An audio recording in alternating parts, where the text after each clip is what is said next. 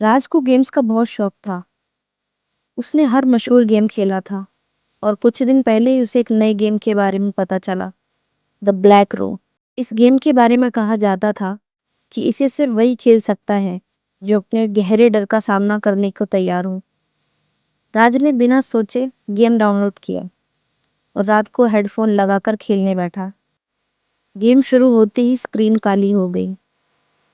फिर एक धीमी सी फुसफुसाती आवाज आई, वेलकम टू योर फेयर राज। अगले ही पल राज ने खुद को एक वीरान हवेली के बाहर पाया। कुछ ही समय में राज को समझ आ गया था कि वह एक बहुत बड़ी मुसीबत में पड़ गया था। जैसे ही वह अंदर गया, दरवाजा खुद ब खुद बंद हो गया और दीवारों पर खून से लिखा था, मेरे साथ लुका छुपी खेलोगे। दरअसल गेम में एक छोटी बच्ची की आत्मा थी जो लोगों के साथ लुका छुपी खेलती थी और ये खेल रात भर चलता था।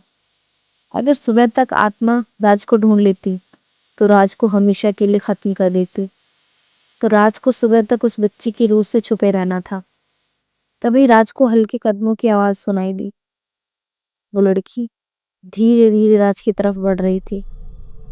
राज कुछ देर रुका और भागकर एक बड़े से हॉल में गया। उसे एक बड़ा सा लकड़ी का संदूक दिखाई दिया। राज तुरंत उसी भारी भरकम संदूक में छिप गया। कुछ ही मिनट गुजरे थे कि राज को एक तेज गुर्राहट सुनाई दी। वो रूह अब उसी हॉल में आ चुकी थी। राज को सामान पटकने की, चीखने की और गुस्से में गुर्राने की आवाज साफ सुनाई दे रही थी। हर आवाज के साथ राज को ऐसा महसूस होता कि अब उसकी सांसें थम गई। इसी सब में धीरे धीरे रात गुजरती गई। राज ने जब अपनी रिस्ट वॉच में समय देखा तो सुबह होने में कुछ ही टाइम बाकी थे। राज को महसूस हुआ कि अब शायद वो बच जाएगा। राज ने संदूक की एक दरार से जब झांका तो उसे सामने एक लड़की की रूह दिखाई दी। बाल बेहद लंबे और उलझे थे। उसकी आंखें बड़ी बड़ी, मानो किसी ने उन्हें खींच के बाहर निकाल रखा हो। जिसमें गुस्सा साफ नजर आ रहा था।